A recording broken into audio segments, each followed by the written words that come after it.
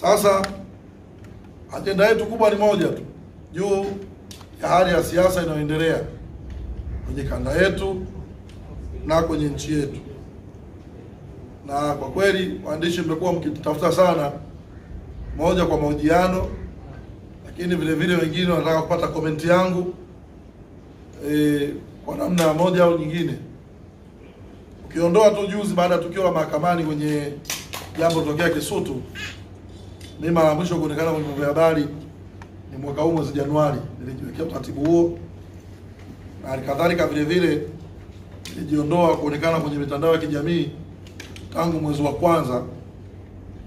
Dhumuni kubwa lilikuwa ni moja tu, baada ya uchaguzi na kupita kwenye kipindi kigumu kama sisi kama wanachama na mambo yaliyoendelea, kujipa muda wa kwanza wenzetu walioingia ofisini wapate uhuru wa kufanya kazi zao, lakini na sisi ambao tulikuwa na watu wanatusikiliza tuepuke kuingia kwenye malumbano kana kwamba kampeni zinaendelea. Kwa njia pekee iliyofanyika, nimeona mwenyekiti wangu naye alikuwa kimya, alikadhalika na mimi nilikuwa kimya, ingawa tukubaliana. Mimi niliamini hivyo tu kwangu binafsi, kwamba ukimya utasaidia kutuliza ile hali ya mashambulizi ya kampeni na kufanya uchaguzi uonekane umeisha. Ndio ilikuwa sababu ya kupotea mitandaoni na kwenye vyombo vya habari, ili wenzetu nazo waliochaguliwa waingie ofisini kwa utulivu, badala ya joto ambalo tulikuwa nalo Desemba na Januari. Kwa hiyo baada ya kimya kirefu, miezi karibuni hapa tumeona kilichokuwa kinajitokeza, kilitulazimu sasa wengine turudi kazini,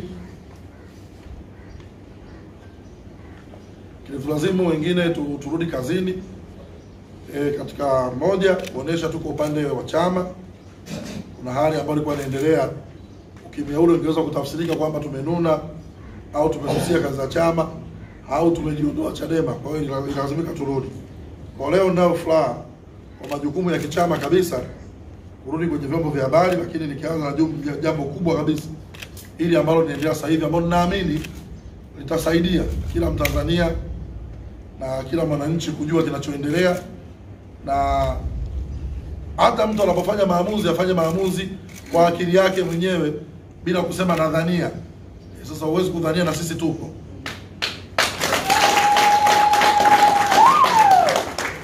Lakini nianze na historia. Wote nchi nzima inafahamu kwamba tulikuwa na uchaguzi, na uchaguzi ule ulikuwa ni uchaguzi wa kihistoria ambao nchi nzima ilisimama ikiwa inaangalia uchaguzi wa Chadema. Hata CCM walikuwa na mambo yao kule Dodoma, kipindi kile hamna mtu alikuwa anaangalia CCM Dodoma anafanya nini. Muda mzuri wa kuvunja Chadema na kuiua Chadema muda gani? Mimi nitasema kipindi cha uchaguzi. Lakini kama yeye alituzuia kipindi cha uchaguzi na akahakikisha na kututengeneza tuanze kukipenda chama kabla ya kupenda kitu kingine chochote, madaraka na vitu vingine vyote, alituambia vitapita, lakini hiki chama sio cha kwetu, ni cha wananchi. Kwa hiyo tuwe na wivu wa kulinda chama cha watu, hata kama kuna mambo tunakwazika nayo. Tutoa mifano michache. Kuna baadhi ya wenzetu walikuwa wanafanya interview za mashambulizi, wenzetu wachache wanajua.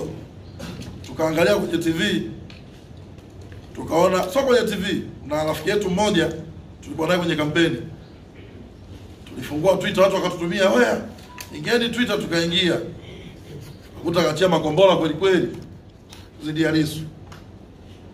Sasa sisi vijana tushatoka, ilikuwa sio muda wa kampeni, tuko mtaani. Simu ya kwanza tupigia ni mwenyekiti Mbowe, alifoka sana. Kwanza akamtaka huyo mtu afute, pili aombe radhi kile alichokiandika. Na yule mtu tulikuwa tuko naye, tukampigia sisi, bwana kimenuka huku.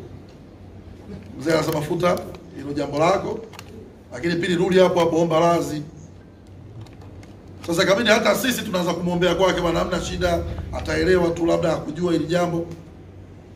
Na ile zaidi huyu ujue, pamoja na mapambano yote tulikuwa tunayoona nje, thamani ya huyo mtu anapoona hata kwamba mwenzangu huyu tunashambuliana naye, hii imevuka mipaka, anamgombeza mtu wake, sio anamwambia ongeza dozi, anamgombeza mtu wake kwamba futa lakini vile vile aende kwenye ukurasa aombe radhi.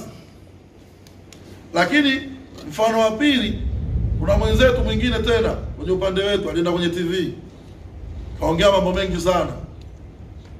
Siku hiyo tukakutana na mzee akaweka utaratibu, mtu asiende kumuongelea wala kupiga kampeni bila ruhusa yake, kwa sababu kuna mengine anaongelewa sio ya kwake. Kwa nini? Mtu huyo alizidisha mashambulizi na akasema kabisa hii imevuka mipaka. Yeye aliamini kwenye kushindana kwa hoja na aliamini kabisa katika kutofautiana kimawazo, lakini hakuamini kwamba uchaguzi ule ndio uwe sababu ya kuondoleana utu kabisa, watu wamalizane uchaguzi wasalimiane, na kwamba tuwe tayari kuliko mtu ashindwe, tuwe tayari kwa chama kivunjike. Haikuwa hivyo. Na mimi nasema baada ya uchaguzi ule tumekaa naye muda ule, tumejifunza mambo mengi sana kupitia kwa Mheshimiwa Mbowe. Tofauti na dunia inavyochukulia huko kwamba bwana Mbowe kafanya hivi, hapana. Mpaka tunakaribia kufanya uchaguzi wa mwisho, wanatokea rabsha za vijana Bavicha, palitokea rabsha ya Bawacha. Msimamo wa Mheshimiwa Mbowe tunaufahamu, ambao tulikuwa upande wake, ilikuwa ni kukemea, kuzuia na kufoka pale ambapo anaona chama kinaenda kutoa dosari. Mpaka tukamwambia muda mwingine, mzee, muda wako wa kampeni, tunakaa kwenye vikao vya kampeni, Mbowe yupo Mlimani City na mkutano. Tuko kwenye vikao vya kampeni, yuko mkutano, yuko makao makuu na kina katibu mkuu wanaandaa ratiba mikutano, tumpate. Siku moja mimi nikamwambia, mzee, uko busy sana na maandalizi ya mkutano mkuu, sasa kama timu ya upinzani ya pili wenzetu wako hivyo, wewe asubuhi mchana usiku tuna kampeni, kwa nini tusifocus kwetu? Akisema sasa chama ndio hicho, mimi bado iko mkononi mwangu, namwachia nani hizo shughuli? Moja, ni lazima pamoja na mambo yetu, watu wakienda Mlimani City dunia ijue Chadema ni nini. Nataka watu wakiingia Chadema wakute pamependeza pale Mlimani City, itifaki imepangwa vizuri, utaratibu uko vizuri. Mimi kiwa hivyo ndo nakuwa proud kwamba chama changu kimeonekana visibility. Kwa mimi sasa lazima nihakikishe kama ni mapambo yameenda, pamepangwa vizuri, kuanzia ukumbi huo alikuwa anatumia baadhi ya mabaraza. Mtu huyo alikuwa anafanya hivyo, anajinyima hata muda wake yeye wa kupambana kwenye vita zake na kukaa kupanga vita, au kwa maana kampeni zake zidi ya wapinzani wake. Muda mwingi alitumia kwenye kutengeneza hiyo branding ya chama kama alivyosema. Na mimi nikawa namtania, mzee bana, wewe ukumbi unavyopamba sana, unaacha kampeni zako, angalia sije kama unaandaa send off yako, tukao tunacheka tutaniana. Sema hapo tena mbaya, lakini chama kitakuwa kimefanikiwa. Watu wanataniana vizuri kwa upendo. Sasa mtu mwenye mtazamo huo na mwenye haiba hiyo hakuwahi kuwa katika upande wa kwamba chama kivunjike ili mmoja apate na nikikosa bala chama chenyewe kisiwepo. Lakini si hilo. Niwape experience ya 21. Mbao mimi nimefika pale pamoja na kuwa mwenyekiti wa kampeni, fika pale Mheshimiwa Mbowe, sikuongea naye, lakini aliniteua kuwa msimamizi wa kura zake. Naenda pale mbele pale, tunahesabu zile kula. Neema anaita ujanja pale, na mimi nikatumia ujanja za kwangu na jaza hivi kumtisha. Lakini kila mtu akawa ana uhakika na ushindi wake. Yeye anazikandamiza kwamba ziko nyingi na mimi nazijaza, lakini tunataniana. Hii ngoma ikoje? Sasa kumbe waliokuwa kwenye TV kuna tabia walikuwa wanahesabu, wa YouTube zile kula mtu anapopewa wanahesabu. Wale walikuwa na karibia mwisho, watu wachache wakawashajua nani kashinda nani kashindwa. Kwa mimi nimegeuka, nimekuta karibuni watu timu yetu wote wametoka wako VIP. Nimerudi pale tayari tushajua kwamba Mheshimiwa Lema kura zake ni nyingi, kwa maana kura za Lissu. Tumerudi na kwa minajili ile kwamba chama kwanza kwa mazingira haya. Tumerudi bado tumeambiwa tusubiri matokeo yatotoka rasmi. Nikaanza kuona wengine washajua na wanashangilia wanaongea. Nikaona sababu kubaki ukumbini nitoke nene kumwambia mwenyekiti wangu kwamba bana matokeo yako moja bila. Kwa hiyo nilimkuta VIP na watu wengi sana, hawakumbuka kwa majina.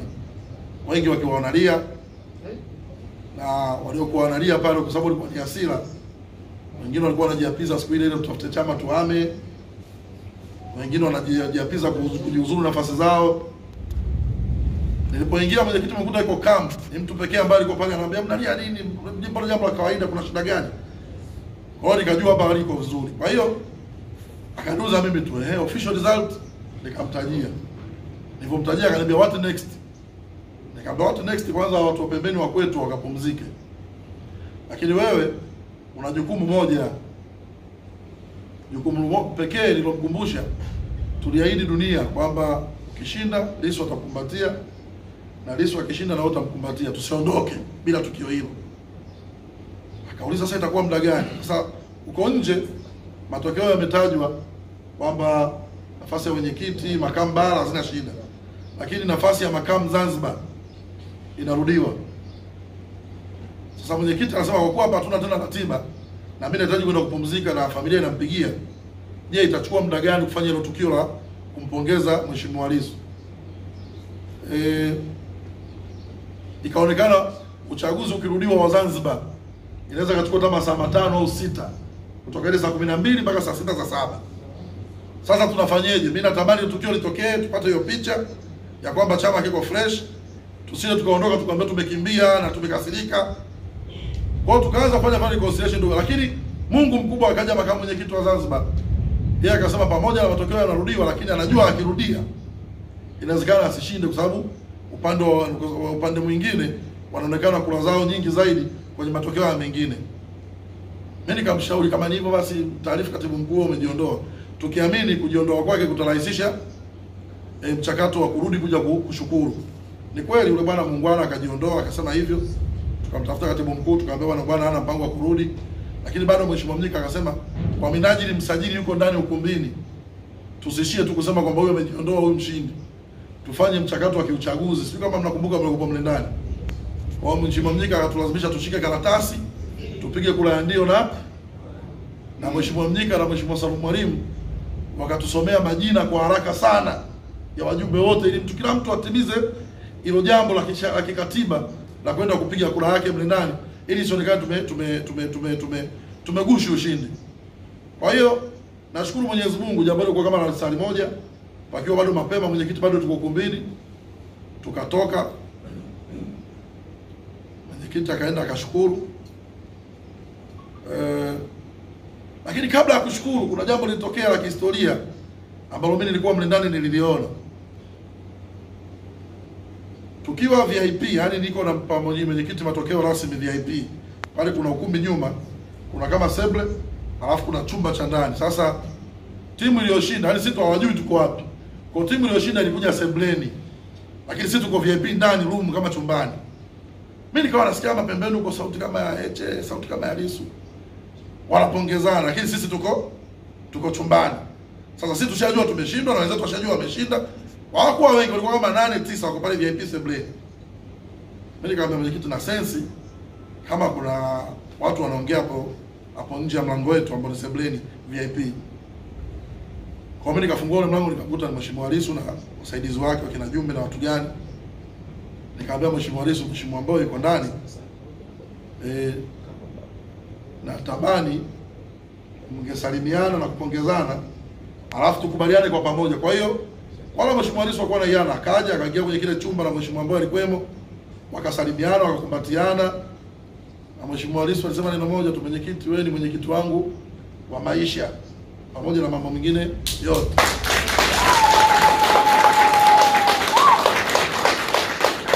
Akasema mimi leo sio mshindi, wewe ndio umefanya demokrasia onekane imeshinda.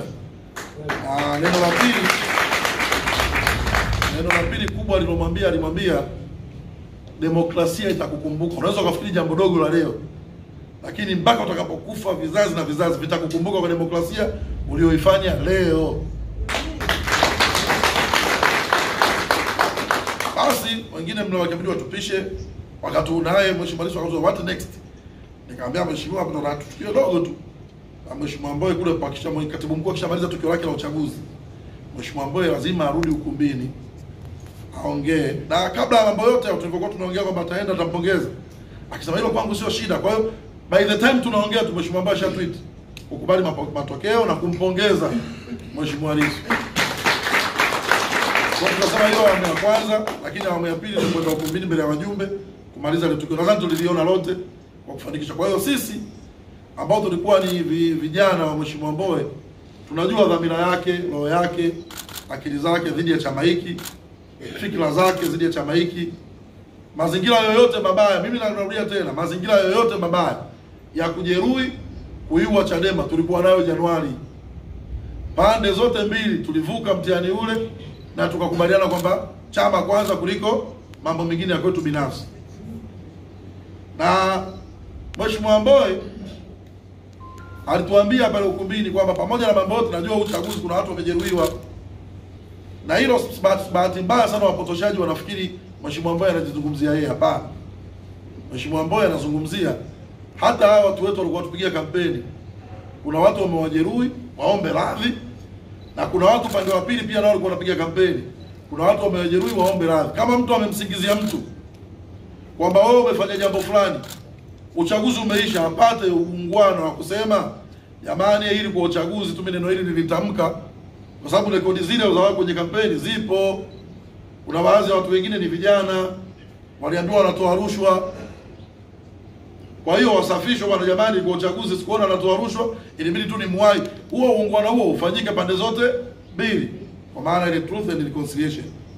Kwa hiyo mheshimiwa aliposema hivyo, chama pamoja na mambo yote, uongozi mpya unaingia ufanye jambo hilo, hakumaanisha yeye aombe radhi. Alimaanisha pande zote mbili pale walipomkanyaga mwenzie, kila mtu aombe radhi kiungwana, na kila mtu alitoa tuhuma zidi ya mwenzie aseme tuhuma hii haikuwa ya kweli. Nilisema kwa sababu ya nini? Uchaguzi kwa pande zote mbili. Sasa nimelizungumza kwa sababu gani? Najenga foundation ili tujue mtu analalamika leo ameanzia kulalamika jambo gani na ni kwa sababu gani. Yaani wewe unakujiliza unajitafutia tu sababu kwamba ulie kwa kusema ni kitu fulani. Tuhuma hizo hazina mashiko. Mmoja amesema atolewa kwenye group la WhatsApp. Dadangu mmoja nampenda sana. Mimi nilichukua initiative na nitawaambia kuanzia hiyo G55 ambao sisi tuliamini wale wengi ni watu wa Mbowe, hatukubaki kimya tu tuangalie pembeni, tungekuwa ni wanafiki. Kuna mtu ambaye tujaongea naye na kumwambia kipi wafanye na kipi ni hatari na kipi wanachezea mustakabali wao wa kisiasa. Tuanze na dadangu amesema watu wametolewa kwenye grupu la WhatsApp. Siku ya kwanza mistake nyingi sana amefanya ambazo kwa vyovyote vile chama chote cha siasa, na sio unatolewa unafukuzwa wanachama. Watu wanasema kwa mambo unayofanya na maana unapeleka sehemu nyingine, na sisi kuna hatua tunachukua za muhimu. Kwa hiyo tunakuomba utupishe, lakini baada ya siku 3 tukirudi tutaongea na wewe, tutakurejesha tu. Kila mtu ameona mle, watu wote. Hamna mtu ambaye tu kwa ni peke yake ndio atolewe. Kwa nini mimi bado mwenyekiti wa kampeni ambaye sijatolewa? Lakini kwa bahati mbaya umetuma vitenge vya Chauma kwenye grupu.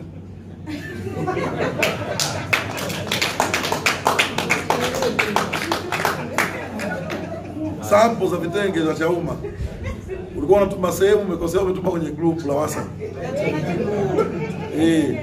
Watu wamehamaki mle. Alafu watu wamuuliza vipi, naye anauliza jamani kwani vipi? Hiki nini? Nimeleta muone huko ndio vitu vinavyotumwa huko pembeni. Watu wakammezea. Hamna mtu alimtoa. Kimya. Siku ya kwanza. Siku ya 3 hii chokochoko ya msajili imetoka tu. Yeye ndo mtu wa kwanza kutani kachukua message ambazo zinasema mtu fulani na fulani kuanzia leo, yaani kabla hata watu wengine hawajajua wala hata chama hakijapata barua. Unatoa message za WhatsApp unaziforward kwenye group la kamati kuu. Hata iko group la harusi wanakuacha.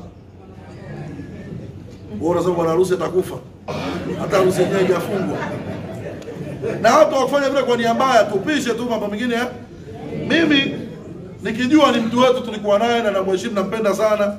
Alipotuma ile sample ya vitenge kwa Batman nilimpigia.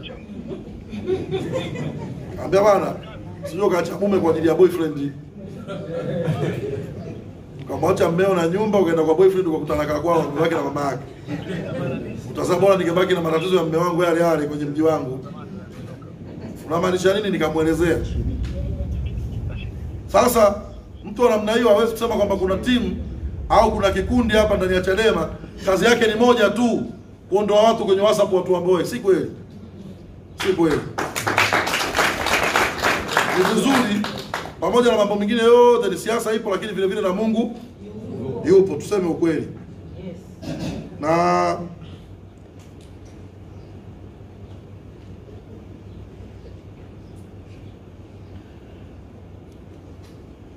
jambo lingine ni agenda ya no reform no election.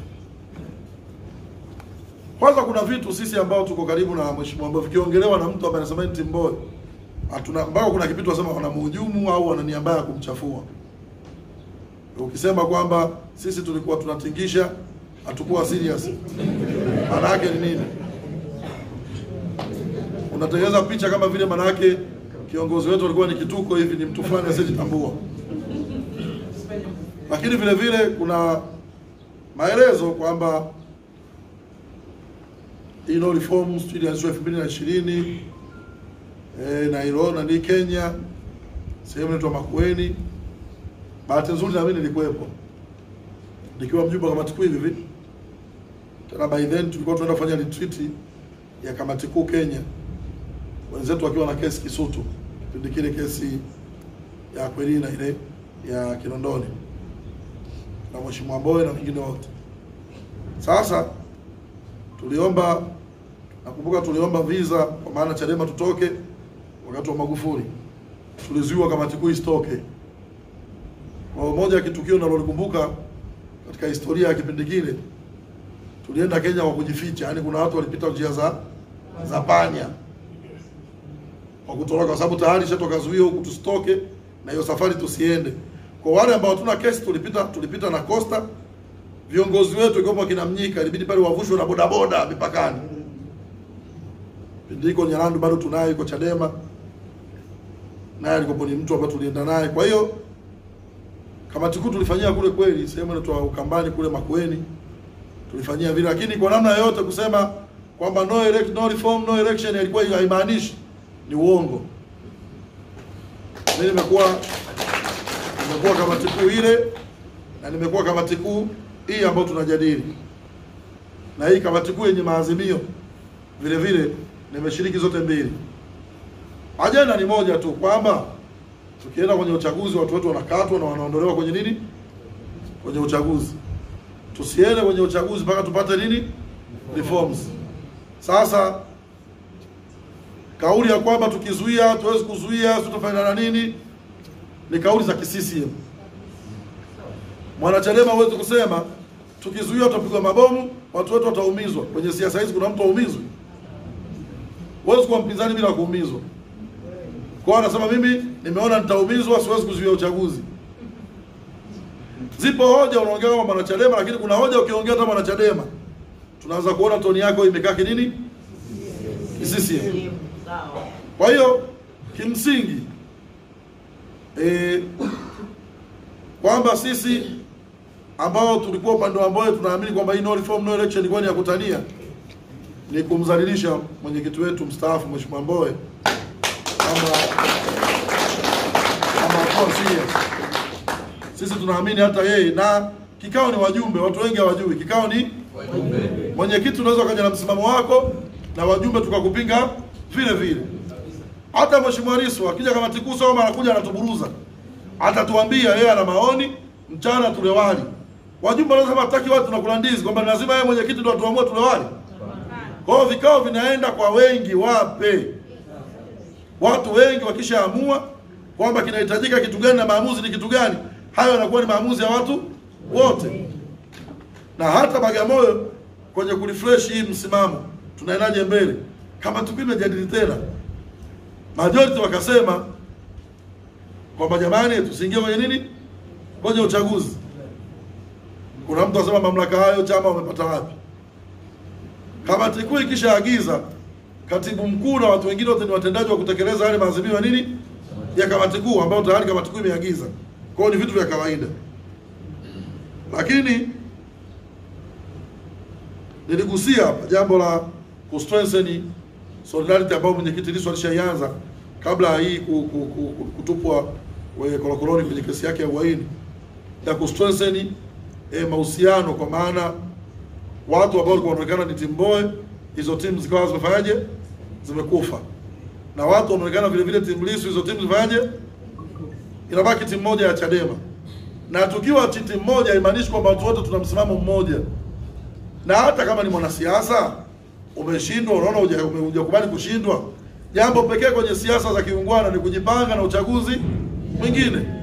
Lakini wakati huo unatii uongozi na mamlaka ya watu wapya waliochaguliwa, na umtii Lissu, unawatii wanachama wengi waliofanya uchaguzi na uamuzi ule. Kwa hiyo kusimama upande wa chama si udhaifu au uoga au kujipendekeza, ni kuheshimu wenzio wengi. Weza wamekosea, wamepatia, lakini kwanza tii mamlaka hiyo. Kusaruti si kwamba unasema wewe unamsaruti ndio mtu wa maana, una madaraka yake. Kuna mtu anapigwa saruti kwa sababu ameteuliwa na rais. Na rais amemteua kwa sababu katiba imemtaka mtu yote ateuliwe. Kwa hiyo unamsaruti si kwa sababu wewe ni mnyonge. Unaheshimu kwamba sisi tunavyoenda hii ni jamhuri. Watu wengi kwenye madaraka yako kwa umma umempa mtu fulani mamlaka hayo kwenye umma. Akishapewa mtu huyo, kila anachokifanya tunaamini umma ule ndio umetaka mtu huyo afanyeje. Akikosea una nafasi mishoni kuja kusema ulipewa nafasi hii umekosea, na umma ule utasema tulitegemea A lakini tumekuta ni B, utakuwa na haki ya kukuadhibu. Sasa hii ya kwamba wenzetu wachache wanaopita huko kwamba kuna hiyo timu ya Mbowe kwamba inanyanyaswa, inafukuzwa, inafanywa nini hivi. Kwa mfano niwapeni mfano mdogo, nyinyi viongozi wa kanda ya Pwani. Unakuwaje kiongozi wa kanda ya Pwani? Mimi sasa ndio mwenyekiti, mnanisema ndio mwenyekiti wa kampeni ya Mbowe. Yaani mimi naweza nikatumwa nikufukuze, maana kwenye uongozi wa mkoa na majimbo, angalau wa viongozi wa mikoa wa juu, sisi ndo mamlaka yao ya nidhamu, ambao tushakubaliana ni wenye viti wa kanda 9 kati ya 8 au 8 kati ya 9, si ndio? Tafsiri yake katika kanda zote hizi mamlaka ya nidhamu iko chini ya wenye viti wa kanda, ambao tushakubaliana wengi wanamuunga mkono Mbowe. Hili hawa watu kwa mikoani kwenye kanda zao wanyanyaswa, watanyanyaswa na timu ya Mbowe, maana ndio watu wa mwisho kufanya nini? Decision ya kuonea watu. Na ndio maana sisi hapa ndio mfano tu kwa ndugu yangu Wasenga alikuwa Segerea. Alisimamishwa na mkoa, akakata rufaa, ikaja kwenye kamati tendaji ya kanda, mwenyekiti wake wa Segerea ulisimamishwa.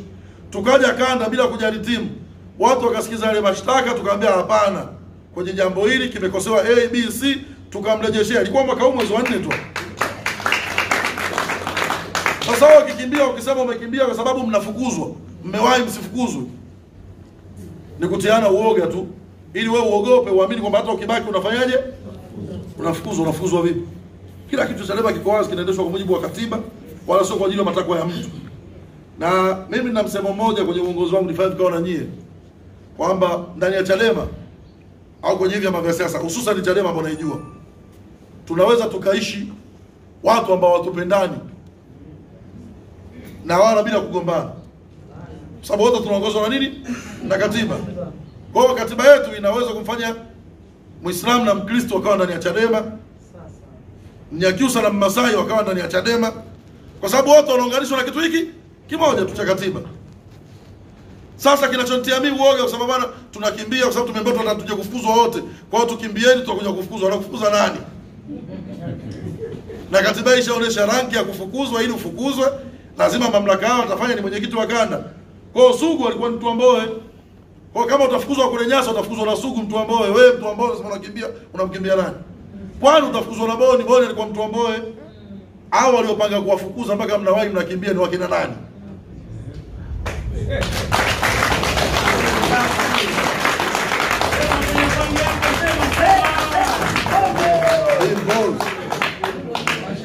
Pause. Hii inaitwa undugu lawama. Sisi Waswahili tunasema undugu lawama. Ukimpa wali kwenye bakuli akakuseme vizuri, ukimpa wali kwenye kisosi anajiona mwenye mkosi. Kwa maana ukimpa kwenye bakuli sasa ameniona mimi mlo. Ukimpa kwenye kisosi za kiwali hiki. Kweli watu wachoyo, si ndio? Kwa watu wakifanywa jambo lolote tushakuwa na mentality ya lawama. Wewe kila kitu chako itakuwa nini? Ni lawama. Lakini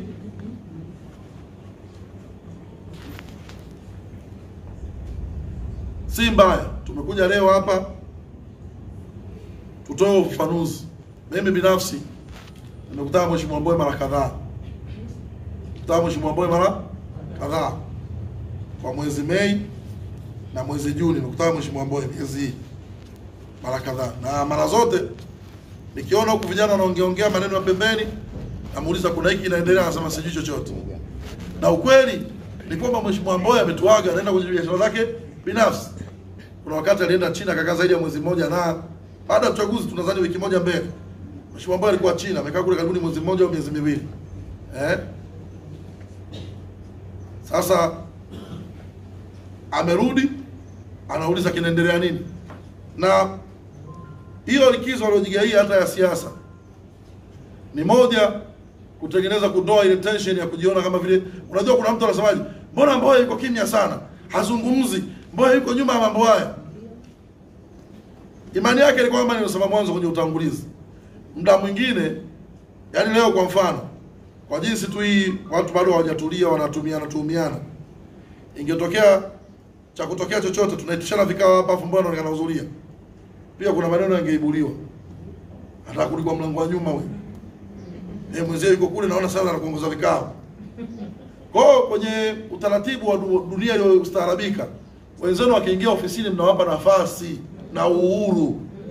Mbeleni huko wakishazoea sana ofisi wameiweka yote mkononi, unarudi vikaoni, unaendelea kushiriki nao kwa jambo lolote.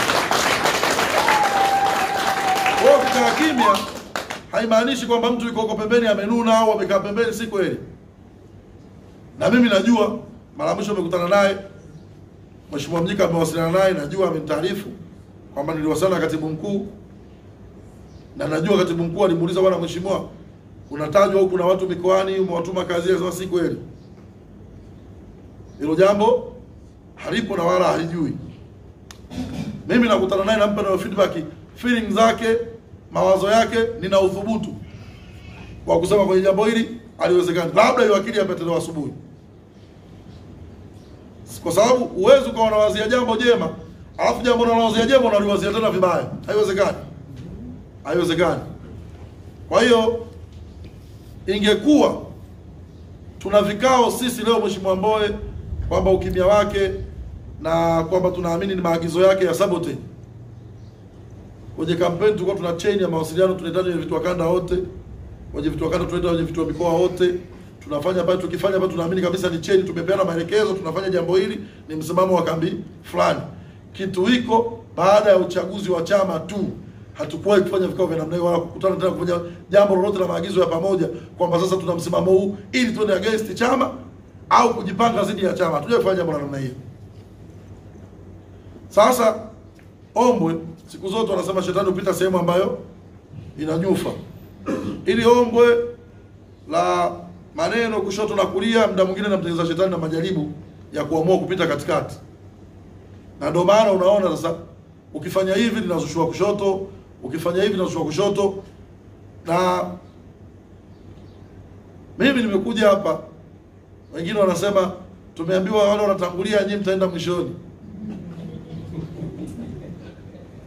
Unampigia kwenye simu kesho anambia, bwana mbona mheshimiwa nimeambiwa kabisa kwamba sisi tunatangulia, wao unakuja. Basi pia nichukue fursa hii kuambia kwamba mimi Boniface Jacob si hami.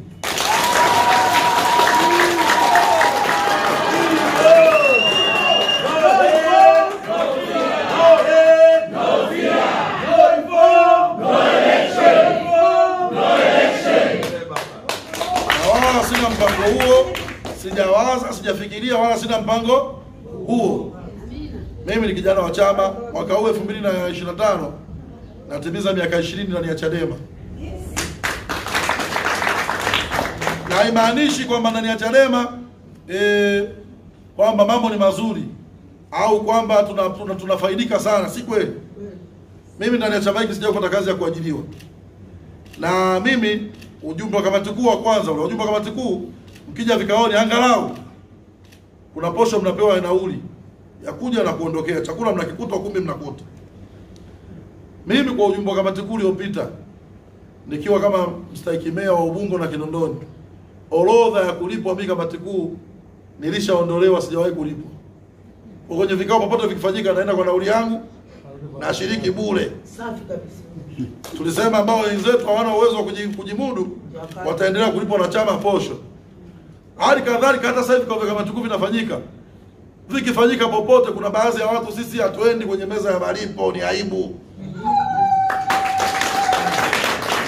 Kwa hiyo hatuko Chadema kwamba kuna hela au kuna mlija wa hela unapata fursa yoyote. Kwamba ndani ya Chadema kuna siku nimelipwa 300,000 400,000 kwa kazi yoyote iwe makao makuu au ya kutumwa. Haijawahi kutokea tangu ni chama hiki. Lakini angalau nina fadhila kwamba chama hiki kimefanya leo tunakutana na watu, tunakutana na mawaziri leo wanatusalimia kwa heshima. Kama sio Chadema hii tungekuwa. Kwa hiyo leo 2025 mimi natimiza miaka 20 ndani ya Chadema. Nikaanza maisha upya tena. Nishakuwa na watu kwenye familia na hakuna watu wamepitia magumu kuliko sisi wengine, ni vile tu sio waongeaji. Kuna siku natoaga mfano wa namna ambavyo mtu anaweza kukutana na magumu na ukaya sustain bila watu wa nje ku. Mimi nilishakutana na shinikizo la familia niache siasa. Na walikuwa na hoja kweli kweli, na kila siku nakuta kwenye vikao nawaambia ni mfano wangu. Kwamba kuna siku hapa nilitoa makao makuu pale Kinondoni ukisaidia chama, baadaye polisi wakawa wananitafuta. Nimejificha, chama kaniambia jitokeze. Kipindi kile katibu mkuu Dr. Slaa. Nikashawishiwa nijisalimishe siku ya Ijumaa, nikaomba nijisalimishe Jumatatu, akasema kama ndo naogopa polisi. Nikasema basi nijitokeze. Kujitokeza nikaenda Central wiki 2 pale. Wiki ya 3 tumepandishwa Kisutu. Na ile kesi pamoja na kuomba wanachama jitokeze nisaidie chama, tulikuwa watatu, wawili walikuwa maafisa wa makao makuu.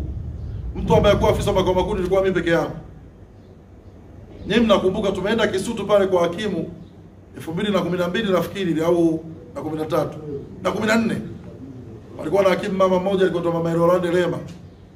Tumefika pale tunaambiwa tumeshtakiwa mashtaka yetu, imefika muda wa zamana. Wale maafisa wa makao makuu barua zipo, mimi sina. Tunatolea na macho mahakamani.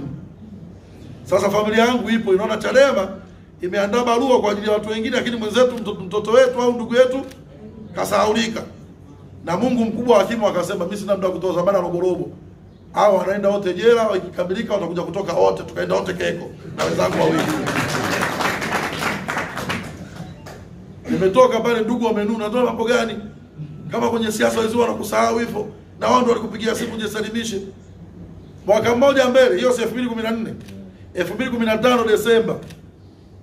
2016 Januari. Na kuambia Kinondoni nimekuta wamepika mbuzi pale na pilau kwa wakumbusha. Mvugonombea niache Chadema. Kwa hiyo up and downs kwenye siasa na kuwepo maumivu na furaha kwenye siasa. Hatusemi kwamba ukibaki Chadema tunakuahidi itakuwa ni pepo au ni mbingu. Utakutana na vichwa ngumu huku, kila mtu kapinda, si ndio? Utaenda kikaoni utakutana na wenzio watakubaruza kweli. Lakini wewe kila ukiguswa kanigusa hapa, mimi naacha siasa, unaacha siasa. Ukiacha ni wito wako tu mwenyewe umeamua uache, lakini sio kwa sababu kuna mtu amekusababisha uache. Kila mtu kama alivyoingia Chadema na anaweza kutoka kama vile alivyotoka Chadema. Lakini isitengenezwe nadharia kwamba kuna moja, kuna mbili, kuna tatu, itakuwa ni jambo baya sana. Na mimi niseme kwamba kama watu wanahama kwa sababu zao haina shida. Najua viongozi wengi na waandishi wa habari kwa wananiuliza, msimamo wangu ni huo kwamba asihame kwa kusingizia kubaguliwa, kunyanyaswa, kufanya nini. Na tena wanasema matusi, niuliza matusi gani? Nasema mbona natukanwa sana. Nikaangalia ndo wale nasema sasa huyu mbona kwenye uchaguzi tulimwomba tu watu post picha ambayo alikatukalia, huyu anaogopa. Leo uchungu ambao kutukana mpaka na machama na utoa wapi? Na shughuli za mahakama zinaendelea, sisi tusiwe sehemu ya kwenda kuondoa utulivu wa mahakama. Sawa sawa? Tusiingie huo mtego. Kwa maana hiyo tutajiratibu wenyewe kama tulivyojiratibu kipindi cha kesi ambayo cha ugaidi pale Sinza mawasiliano. Patakuwa na watu wa Chadema getini na viongozi wa hamasa kwa ajili ya kusema huyu ni kiongozi apite, na bakijaa ndani tunaelewana, tusiende kufanya vurugu.